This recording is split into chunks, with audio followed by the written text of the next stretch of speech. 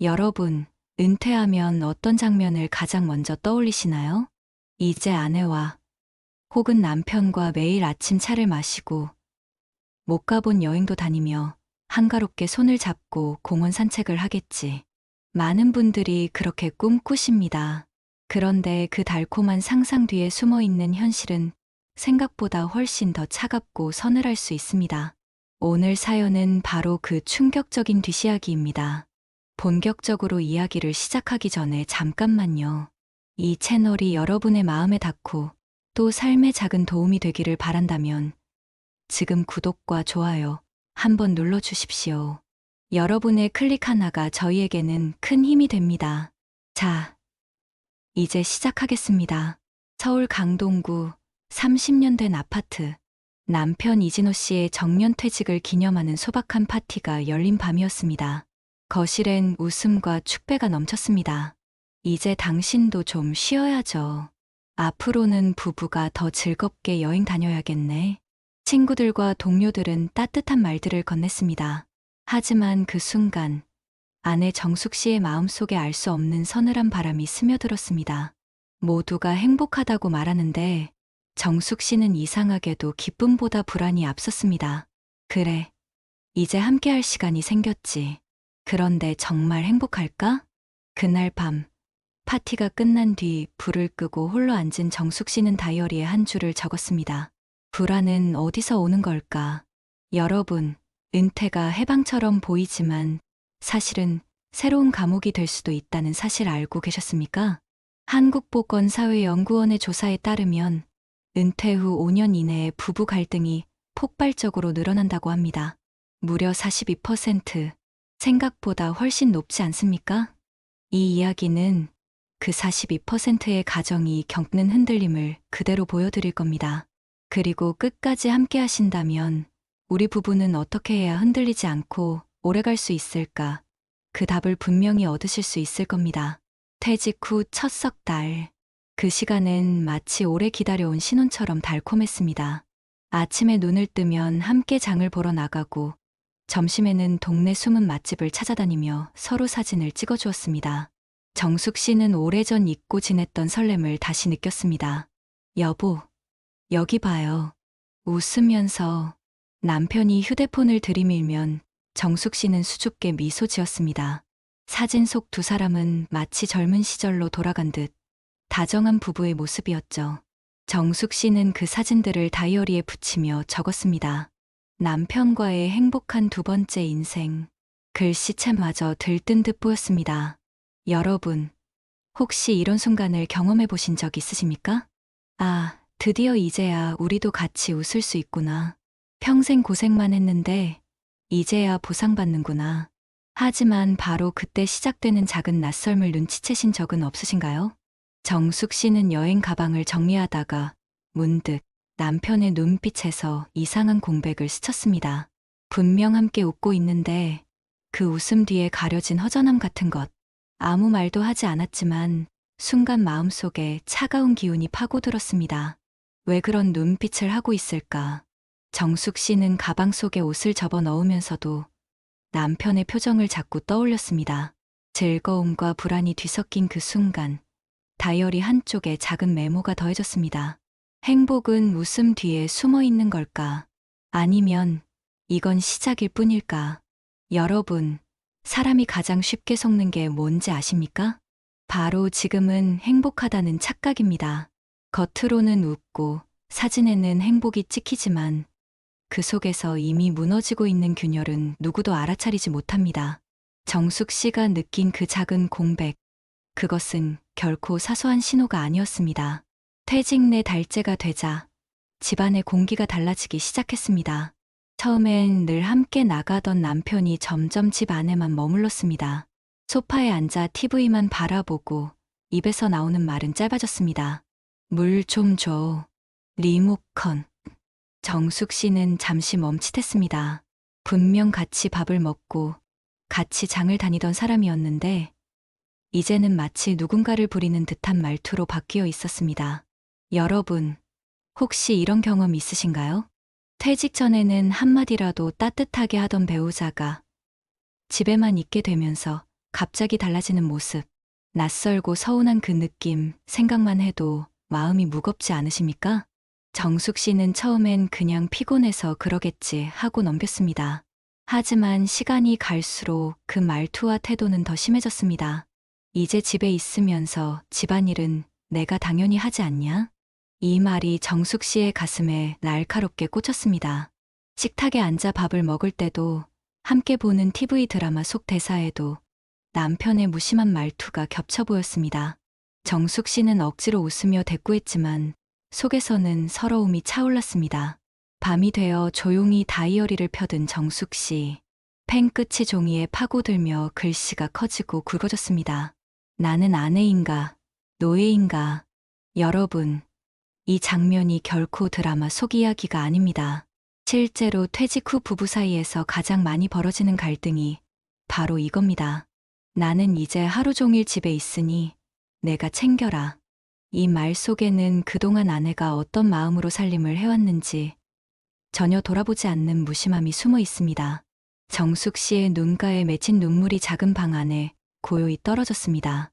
그 순간 그녀는 마음속 깊이 다짐했습니다. 이대로는 안 된다.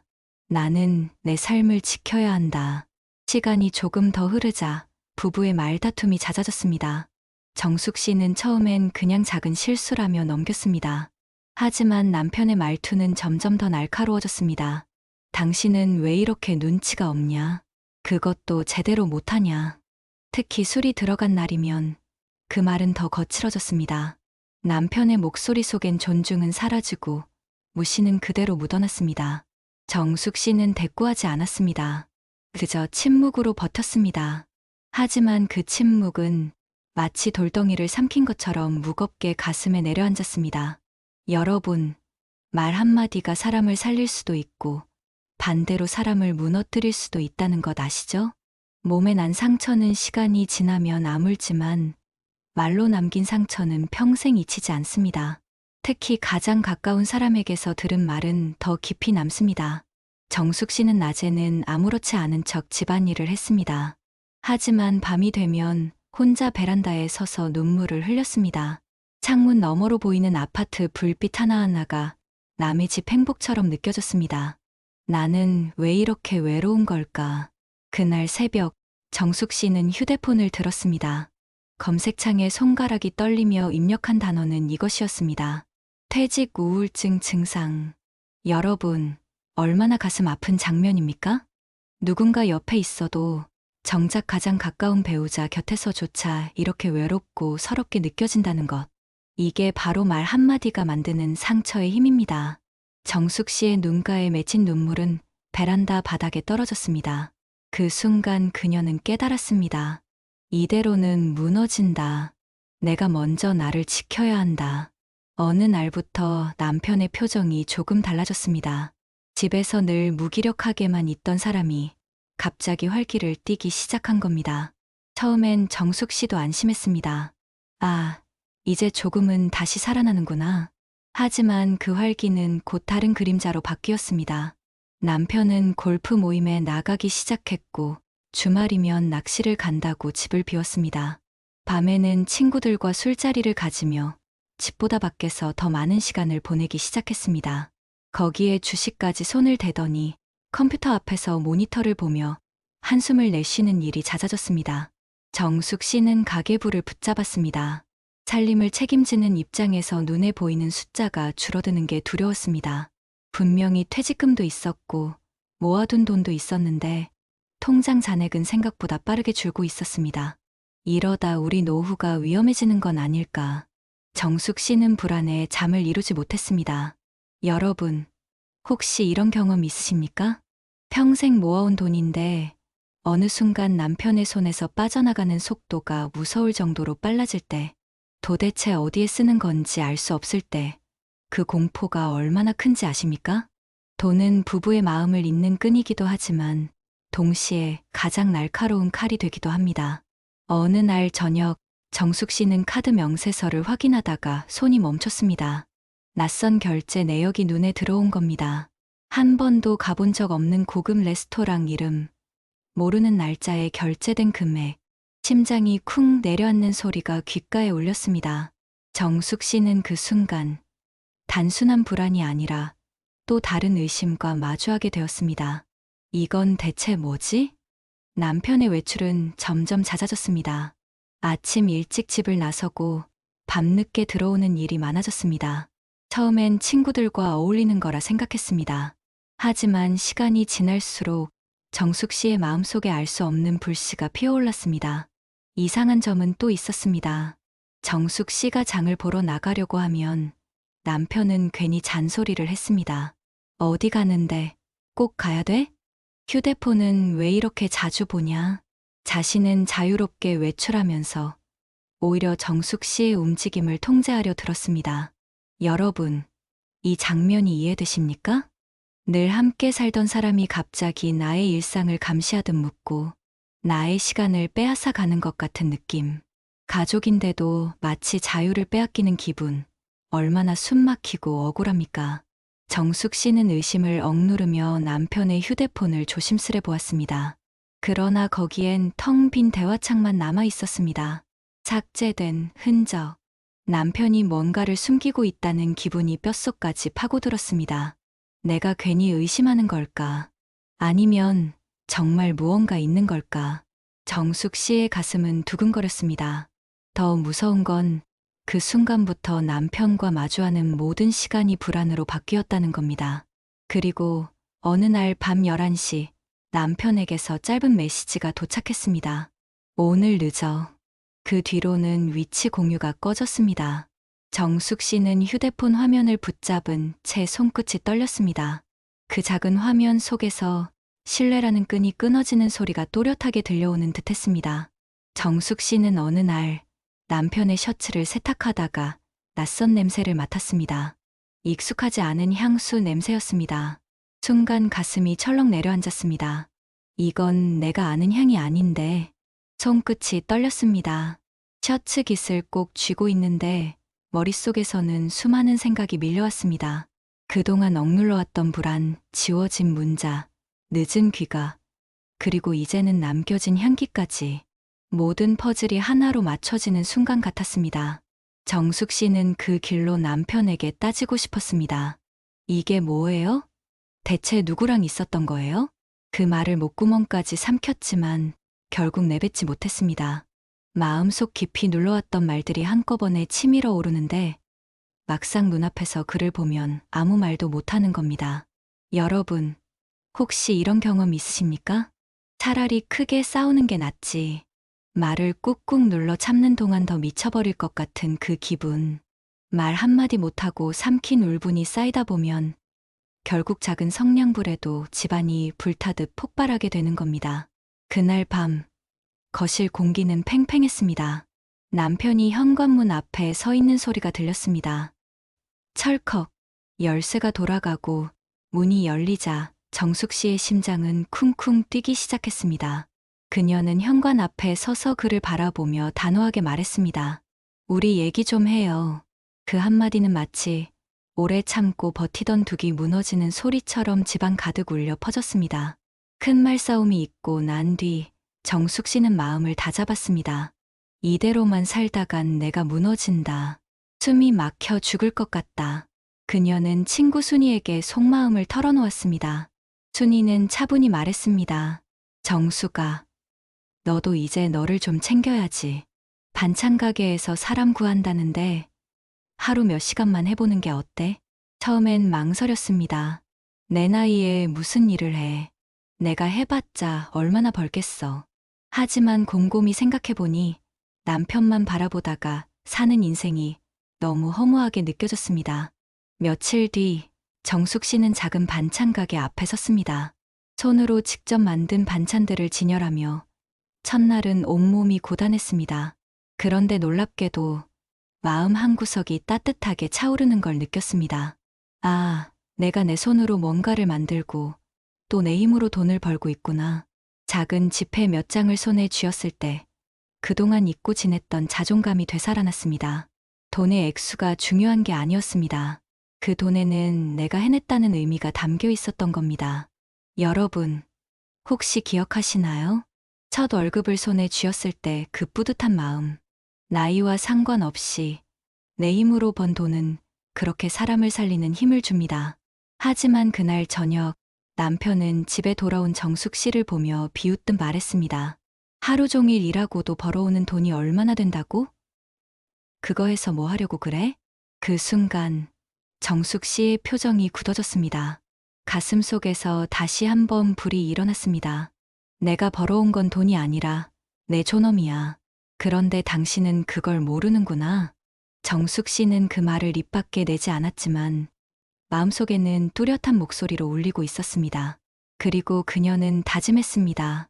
이제 더는 주저하지 않겠다. 나는 내 길을 걸어야 한다. 결국 폭발은 찾아왔습니다.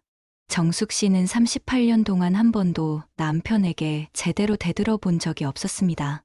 항상 참고, 눌러 삼키고, 그냥 지나가려 했습니다. 그런데 그날은 달랐습니다.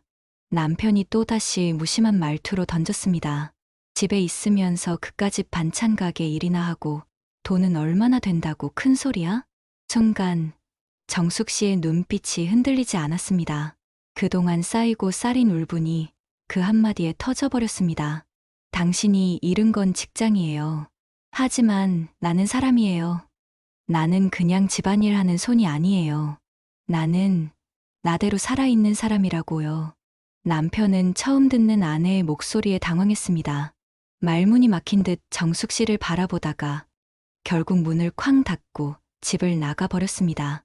현관문이 흔들리며 닫히는 소리가 정숙 씨의 가슴을 갈라놓는 듯 울렸습니다. 여러분, 혹시 이런 순간 느껴보셨습니까? 평생 눌러 살던 사람이 어느 날 갑자기 폭발하는 그 순간, 그건 단순한 화가 아닙니다. 그동안 외면당했던 존재의 증명, 나도 사람이다라는 절규입니다. 남편이 떠난 뒤 정숙 씨는 떨리는 손으로 반찬 가게 문을 열었습니다. 유리문에 비친 자신의 얼굴은 눈물이 그렁그렁했지만 동시에 단단하게 굳어 있었습니다. 내 길은 내가 연다. 그 순간 그녀의 마음은 더 이상 과거의 정숙이 아니었습니다. 남편의 그림자가 아니라 자기 자신으로 서기 시작한 첫날이었습니다. 남편이 집을 나간 뒤 두 사람 사이에는 길고 무거운 침묵이 찾아왔습니다. 같은 집에 있어도 서로 말을 섞지 않았습니다. 식탁 위에 밥은 차려져 있어도 숟가락 소리만 어색하게 울렸습니다. 정숙 씨는 반찬 가게에서 조금씩 제자리를 찾아가고 있었습니다. 손님이 아주머니, 이 반찬 맛있네요 하고 칭찬할 때면 오랜만에 마음이 풀리며 웃음이 나왔습니다. 작은 인정이었지만 그게 정숙 씨를 살게 했습니다. 하지만 남편은 달라졌습니다. 집에 있어도 눈빛이 텅 비어 있었습니다. 술자리를 자주 나가고 전화가 와도 받지 않는 경우가 많아졌습니다. 한때는 함께 어깨를 걸고 걷던 친구들과도 멀어져 갔습니다. 여러분, 보이시나요? 한쪽은 새로운 삶을 조금씩 찾고 있는데 다른 한쪽은 점점 더 깊은 구멍에 빠져드는 이 모습. 마치 금이 간 거울처럼 겉으로는 멀쩡해 보여도 안에서는 이미 갈라지고 있던 겁니다. 그러던 어느 늦은 밤, 정숙 씨는 우연히 남편의 서랍을 열었습니다. 작은 종이 몇 장이 눈에 들어왔습니다. 어디서 써야 할지 모르는 영수증, 그리고 상담센터 명함 한 장. 정숙 씨는 그 자리에서 한동안 멍하니 서 있었습니다. 이게 뭐지? 왜 이런 걸 갖고 있는 거지? 그 순간 답답함과 함께 알 수 없는 불편한 진실이 목구멍까지 차올랐습니다. 남편이 웃음 뒤에서 감추고 있던 또 다른 그림자가 이제 막 모습을 드러내려 하고 있었습니다. 며칠 뒤 남편이 조심스레 말을 꺼냈습니다. 우리 얘기 좀 할 수 있을까? 정숙 씨는 잠시 망설였지만 결국 마주 앉았습니다. 남편은 고개를 떨군 채 천천히 입을 열었습니다. 정수가 나 퇴직하고 나서 매일 허전했어. 일어나도 갈 데가 없고 하루 종일 아무도 나를 찾지 않으니까 내가 빈 껍데기 같은 기분이었어. 그 목소리는 힘이 없었고 눈빛은 무너져 있었습니다. 정숙 씨는 그 순간 남편의 거친 말 뒤에 숨어 있던 상처를 처음 보았습니다. 나는 그저 무심한 말로만 들었는데 당신 마음속은 이렇게 힘들었던 거구나. 정숙 씨의 눈에도 눈물이 고였습니다. 여러분, 사실 남편들도 퇴직 후에 깊은 우울에 빠지는 경우가 많습니다. 평생 일을 하며 자신을 증명해 왔는데 그 무대가 사라지자 나는 쓸모없는 사람인가 라는 생각에 사로잡히는 겁니다. 남편은 떨리는 손으로 서랍에서 꺼낸 명함을 내밀었습니다. 나 상담센터까지 찾아갔었어. 그런데 혼자 들어갈 용기가 안 나더라. 정숙 씨는 명함을 바라보다가 조용히 고개를 끄덕였습니다. 그래요. 그럼 이제부터 우리 각자 먼저 살려봅시다. 당신도 살고, 나도 살고, 그리고 그 다음에 우리를 다시 살립시다. 그 말에 남편은 고개를 숙인 채 눈가를 훔쳤습니다. 짧은 대화였지만 그날의 자리는 두 사람 모두에게 오래 남을 순간이 되었습니다. 남편과의 대화 이후 정숙 씨의 마음은 복잡했습니다. 한편으로는 남편의 속마음을 처음 들었다는 안도감이 있었지만 또 한편으로는 그렇다고 해서 우리의 갈등이 다 풀릴까? 하는 불안이 여전히 남아 있었습니다. 사실 남편이 말한 퇴직 후의 허무함은 충분히 이해할 수 있었습니다. 평생 직장에서 이름을 불리며 살던 사람이 하루아침에 집 안의 한 사람으로 바뀌었으니 그 공허함은 말로 다 표현하기 힘들 겁니다. 그렇다고 해서 아내에게 함부로 말하고 마음을 다치게 하는 것이 정당화될 수는 없는 일이었습니다. 정숙 씨는 거울 앞에 서서 오랫동안 자신을 바라봤습니다. 나는 어디까지 참고 어디까지 맞춰야 하는 걸까? 내가 무너져 버리면 이 가정도 버틸 수 있을까? 그녀는 고민 끝에 이번에는 그냥 감정으로 싸우고 흩어지는 것이 아니라 이제는 우리 생활에 새로운 규칙을 세워야 한다는 결론에 닿았습니다. 다음 날 아침 정숙 씨는 조심스레 말을 꺼냈습니다. 당신, 우리 서로의 생활을 조금 정리해보면 어때요? 남편은 의아하다는 듯 바라보았습니다. 정리라니? 서로 지켜야 할 걸 정해두자는 거예요. 그래야 싸우지 않고 서로 덜 상처받잖아요. 처음엔 남편이 못마땅한 얼굴을 했습니다. 그게 꼭 필요해? 그냥 살다 보면 되는 거지. 하지만 정숙 씨는 단호했습니다. 그냥 살다 보면 지난 몇 달처럼 서로 상처만 남을 거예요. 우린 이제 새로운 길을 걸어야 해요. 은퇴라는 길을요. 결국 두 사람은 작은 메모지를 꺼내어 조심스럽게 약속들을 적기 시작했습니다. 첫 번째, 가계부를 함께 본다. 남편은 돈 문제를 터놓고 이야기하는 걸 불편해했지만 이미 통장과 카드 내역에서 불안이 싹튼 만큼 더는 피할 수 없었습니다. 이제는 돈을 감추지 말고 서로 다 알도록 합시다. 정숙 씨의 말에 남편은 잠시 침묵하다가 고개를 끄덕였습니다. 두 번째, 주간 대화 시간을 만든다.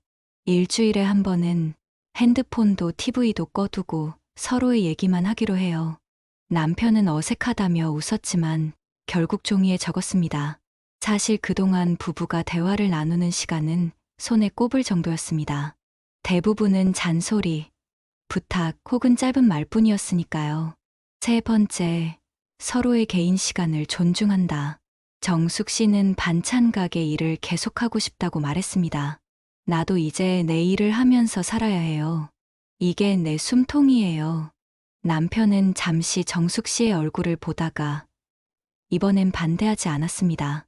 그리고 자신도 술자리를 줄이고 대신 다른 취미나 모임을 찾아보겠다고 했습니다. 여러분, 여기서 잠깐 생각해 보십시오. 부부가 살아가면서 규칙을 만든다는 게 어찌 보면 참 단순한 일 같지만 실제로는 쉽지 않은 선택입니다. 왜냐하면 그건 곧 서로를 다시 존중하겠다는 선언이기 때문입니다. 무너져가던 관계를 다시 세우려면 이렇게 구체적인 약속이 반드시 필요합니다. 그날 저녁 두 사람은 생활 합의서라고 이름 붙인 작은 종이를 식탁 위에 올려두었습니다. 손바닥만 한 종이었지만 그 위에는 두 사람의 눈물이 묻은 마음이 적혀 있었습니다. 그리고 첫 번째 주간 대화의 날, 정숙 씨는 긴장된 마음으로 앉아 있었습니다. 남편은 서랍을 열더니 전에 숨겨두었던 상담센터 명함을 꺼내어 식탁 위에 올렸습니다. 정숙아, 나 이제 혼자선 못하겠어. 나랑 같이 가줄래? 그 한마디에 정숙 씨의 눈가가 젖었습니다. 남편이 처음으로 스스로 도움을 요청한 순간이었기 때문입니다. 그녀는 고개를 끄덕이며 손을 내밀었습니다. 그래요. 이제 우리 같이 가봅시다. 여러분, 부부 사이의 가장 큰 벽은 침묵이라고 합니다. 말하지 않으면 모릅니다. 모르면 오해가 되고, 오해는 결국 상처로 남습니다. 정숙 씨와 남편은 마침내 그 벽에 작은 균열을 내고 서로를 다시 바라보기 시작한 겁니다. 남편은 결국 상담센터를 찾아갔습니다. 정숙 씨가 함께 동행해 주었고, 처음 문을 열던 순간 그의 손은 크게 떨리고 있었습니다. 수십 년 동안 누구에게도 속마음을 털어놓지 않았던 사람이 이제 낯선 상담가 앞에 앉아 자신의 이야기를 꺼내야 했기 때문입니다. 저는 퇴직 후에 하루하루가 너무 힘들었습니다. 남편의 첫마디는 낮았지만 그 안에는 그동안 참아왔던 무게가 담겨 있었습니다. 정숙 씨는 옆에서 가만히 지켜보았습니다. 그동안 무뚝뚝하고 때로는 상처 주는 말만 하던 남편이 이렇게 솔직하게 약한 모습을 보이는 건 처음이었습니다. 그 순간 그녀는 남편도 결국 한 사람의 인간일 뿐이라는 사실을 새삼 깨달았습니다. 겉으로 강해 보였지만 속은 한없이 약하고 외로운 존재. 상담을 받고 난 뒤 남편은 조금씩 변해갔습니다. 집에서 무료하게 시간을 보내던 그는 동네 주민센터에서 운영하는 남성 모임에 나가기 시작했습니다. 처음에는 단순히 시간을 때우기 위해서였지만 점차 봉사활동을 함께하는 사람들과 어울리며 다시 활기를 찾게 되었습니다. 노인정에 가서 장기를 두어주고 어르신들의 짐을 들어주며 그는 자신이 아직 쓸모 있는 사람이라는 사실을 느꼈습니다. 정숙 씨도 가만히 있지 않았습니다. 문화센터에 등록해 꽃꽂이와 워킹 클래스를 배우기 시작했습니다. 처음엔 어색했지만 손끝에서 피어나는 꽃을 보며 오랜만에 설레는 감정을 느꼈습니다. 거울 앞에서 워킹 연습을 하며 어깨를 펴고 걷다 보니 자신감도 조금씩 살아났습니다. 여러분, 보이십니까? 각자 다른 길을 걷고 있었지만 그 길이 서로를 다시 살아나게 한 겁니다. 남편은 사회 속에서 작은 역할을 찾으며 자신을 회복했고, 정숙 씨는 자기 자신을 돌보며 잃어버렸던 웃음을 되찾았습니다. 두 사람의 체온은 다시 조금씩 따뜻해지고 있었습니다.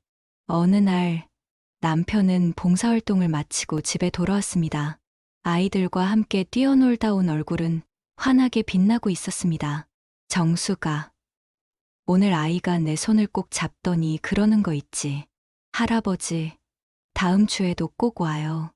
그 말이 왜 그렇게 가슴에 와 닿던지 남편의 눈가가 젖어 있었습니다.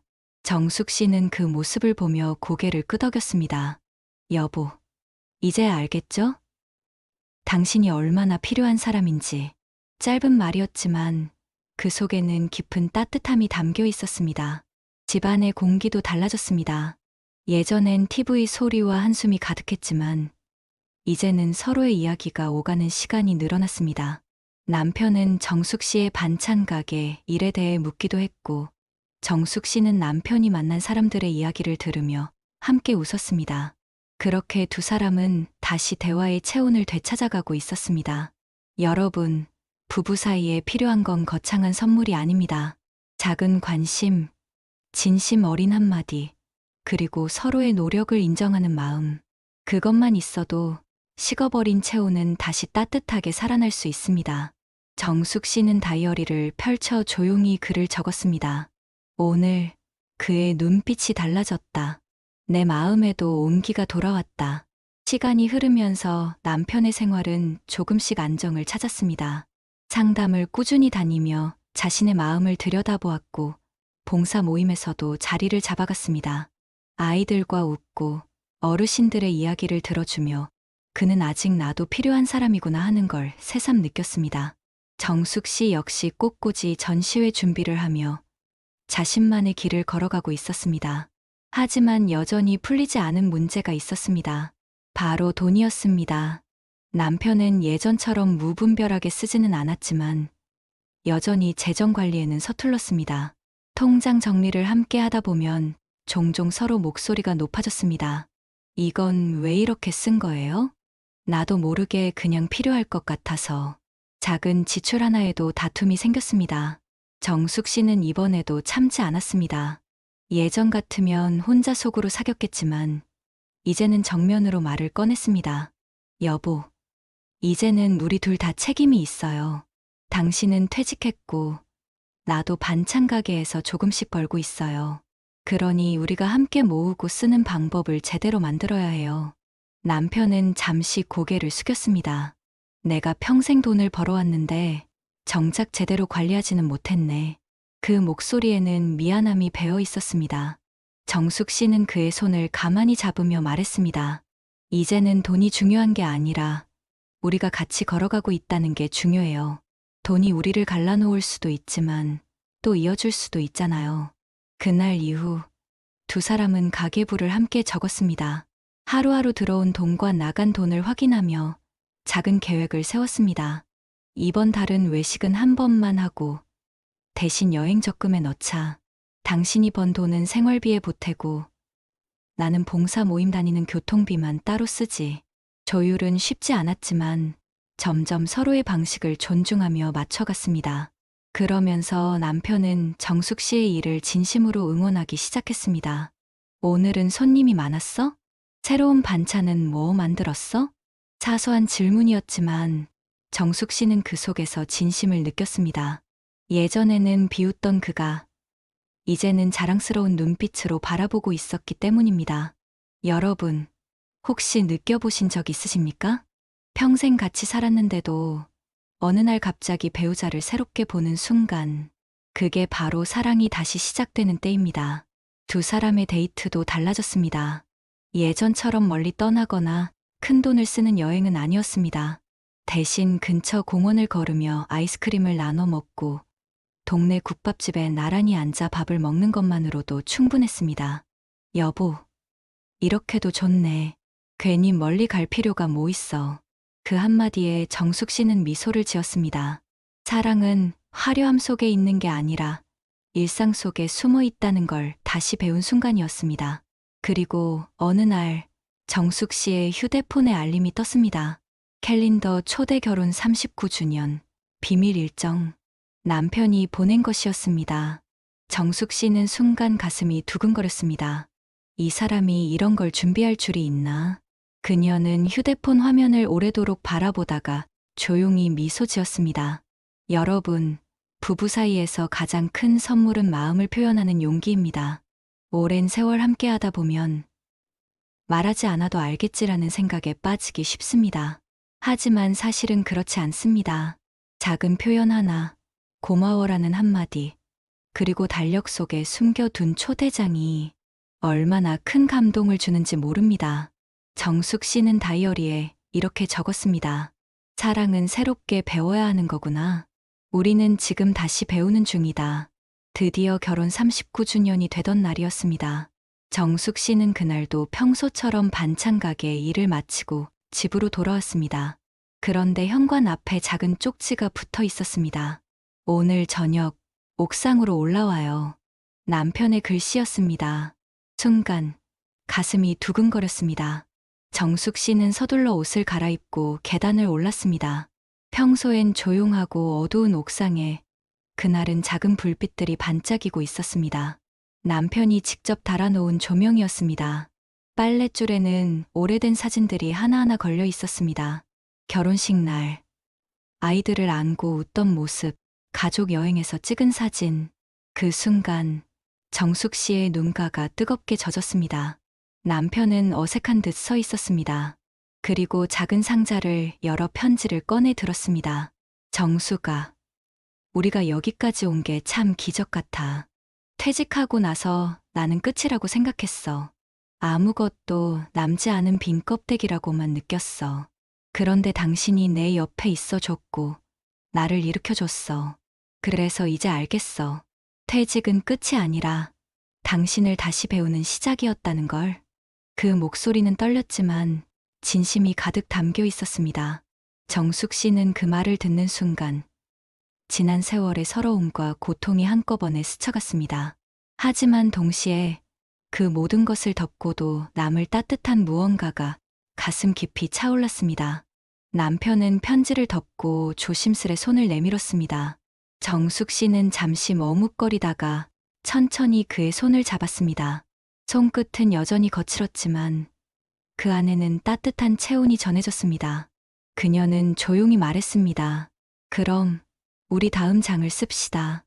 여러분, 보이시나요? 이 장면이 바로 작은 기적의 날입니다. 거창한 선물도 화려한 파티도 없었습니다.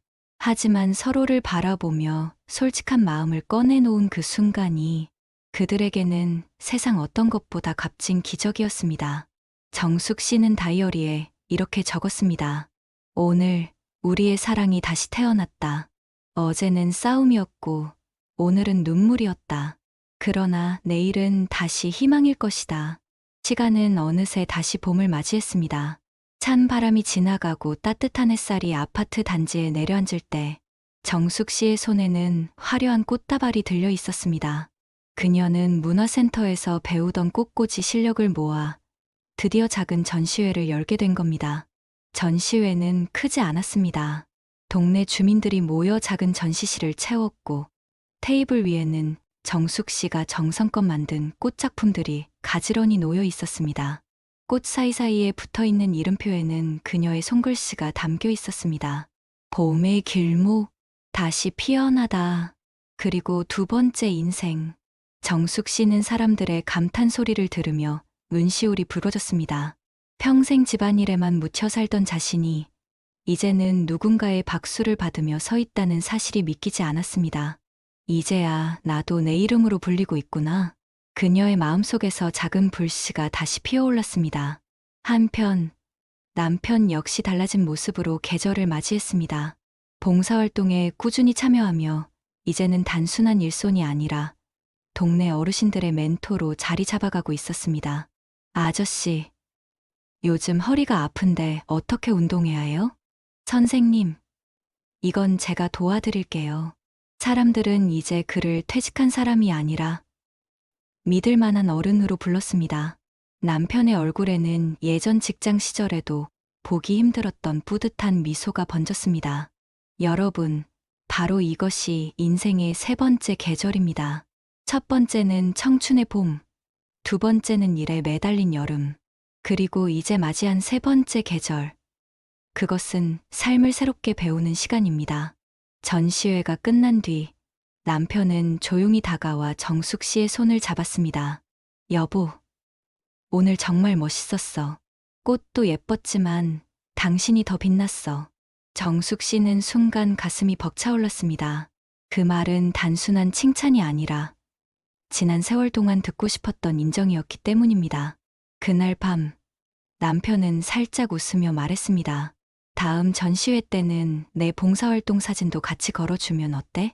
정숙 씨는 눈을 동그랗게 뜨며 물었습니다. 사진이 있어요? 남편은 휴대폰을 꺼내 봉사 현장에서 아이들과 함께 찍은 사진을 보여주었습니다. 작은 손을 꼭 잡고 환하게 웃는 남편의 얼굴은 세상 누구보다 따뜻했습니다. 정숙 씨는 그 사진을 한참 바라보다가 조용히 고개를 끄덕였습니다. 그래요. 다음엔 같이 걸어요. 우리 둘의 길이 다르지만 결국은 하나의 길이잖아요. 여러분, 부부라는 건 같은 취미를 가져야만 유지되는 게 아닙니다. 각자 다른 길을 가더라도 그 길 끝에서 서로의 손을 잡아줄 수 있다면 그것으로 충분합니다. 정숙 씨와 남편은 바로 그 사실을 세 번째 계절에서 배워가고 있었습니다. 정숙 씨와 남편의 삶은 이제 조금씩 제자리를 찾아가고 있었습니다. 하지만 이번에는 또 다른 도전이 찾아왔습니다. 바로 경제적 독립이었습니다. 남편은 봉사활동 외에도 소소한 강의를 맡게 되었습니다.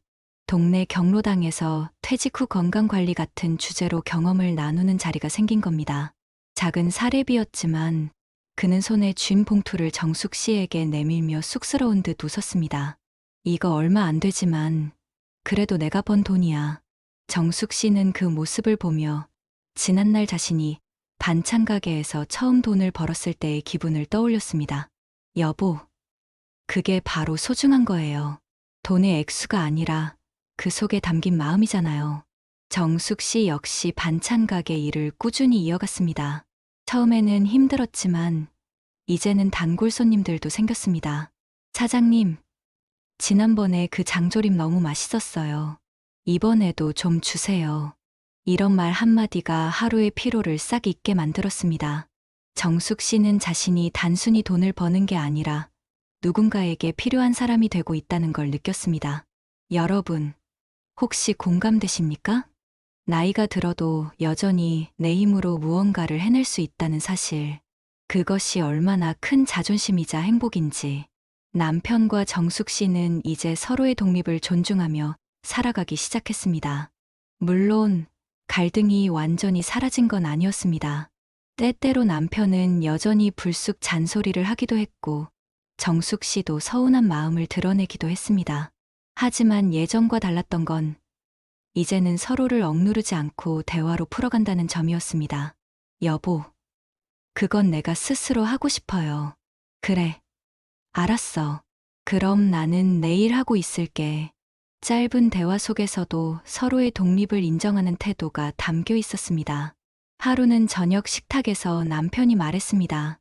정숙아, 우리 이제 서로 의존만 하지 말고 각자 설 수 있는 힘을 키우자. 그래야 오래 같이 걸을 수 있지 않겠어? 정숙 씨는 조용히 고개를 끄덕였습니다. 맞아요. 이제 나는 당신의 그림자가 아니라 나 자신으로 서고 싶어요. 그리고 그 옆에서 당신과 다시 걷고 싶어요. 그 말은 단순한 다짐이 아니었습니다. 정숙 씨가 평생 바라던 진짜 삶의 선언이었습니다. 그녀는 그날 밤 다이어리를 덮으며 이렇게 적었습니다. 나는 이제 더 이상 남편의 뒤에 서 있는 사람이 아니다. 나는 내 삶을 살아가는 사람이다. 그리고 그와 함께 나란히 걷는다. 여러분, 부부란 결국 서로에게 기대면서도 동시에 독립적인 두 사람이어야 합니다. 한쪽이 쓰러지면 다른 한쪽이 함께 무너지는 관계가 아니라 각자가 뿌리를 내리고 서서 서로에게 그늘을 만들어줄 수 있는 관계. 정숙 씨와 남편은 이제서야 그 진실을 배워가고 있었습니다. 봄비가 살짝 내리던 일요일 오후, 정숙 씨와 남편은 한강공원을 걸었습니다. 예전 같았으면 비가 온다고 집에만 있었을 겁니다. 하지만 이제 두 사람은 작은 우산 하나를 나란히 쓰고 강바람을 맞으며 천천히 걸어가고 있었습니다. 강가에는 아이들이 자전거를 타고 달렸고 연인들은 벤치에 앉아 나란히 음료를 마시고 있었습니다. 그 모든 풍경 속에서 두 사람은 오랜만에 진짜 부부 같은 평온함을 느꼈습니다. 남편은 정숙 씨의 손을 꼭 잡으며 말했습니다. 여보, 우리가 이렇게 다시 걸을 줄 몰랐어. 솔직히 몇 달 전만 해도 당신이랑 나 끝이라고 생각했거든. 정숙 씨는 웃으며 대답했습니다. 나도 그랬어요. 하지만 결국 버티고 싸우고 또 대화하면서 여기까지 왔잖아요.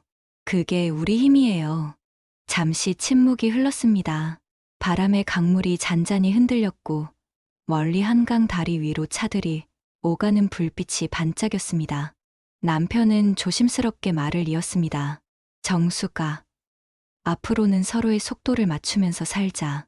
내가 빨리 가면 당신이 힘들고 당신이 너무 앞서가면 내가 뒤처지잖아. 우리 그냥 서로의 보폭에 맞춰서 같이 걷자.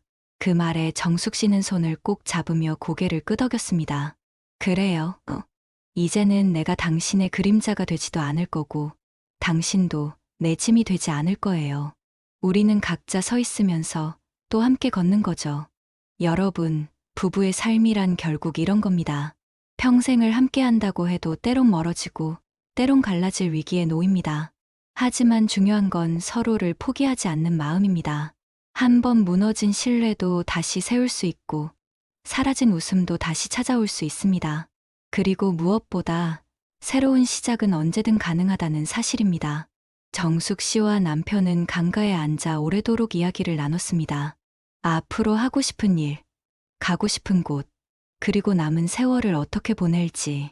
그 대화 속에는 더 이상 원망도 분노도 없었습니다.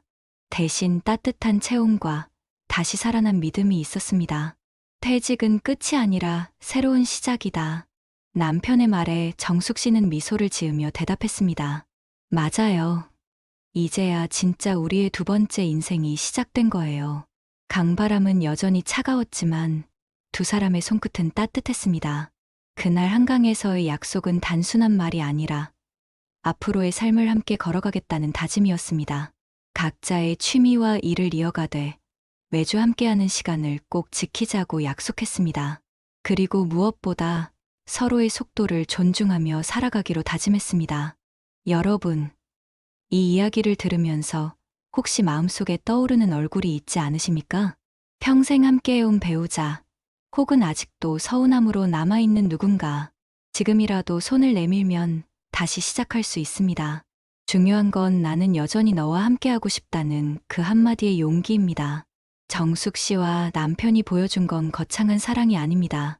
누구나 할 수 있는 작은 대화, 사소한 약속, 그리고 포기하지 않는 끈기. 그 속에서 무너졌던 부부는 다시 일어나 두 번째 인생을 걸어가기 시작했습니다. 여러분의 삶에도 이런 두 번째 계절이 반드시 오기를 바랍니다. 그리고 그 길에서 여러분 역시 사랑하는 사람의 손을 꼭 잡고 함께 걸어가시기를 응원합니다. 여기서 이야기를 마치기 전에 부탁드립니다. 이 영상이 마음에 와 닿으셨다면 구독과 좋아요 꼭 눌러주세요. 여러분의 작은 응원이 저희에게는 큰 힘이 되고 앞으로도 좋은 이야기를 이어갈 수 있는 원동력이 됩니다. 함께해 주셔서 진심으로 감사합니다.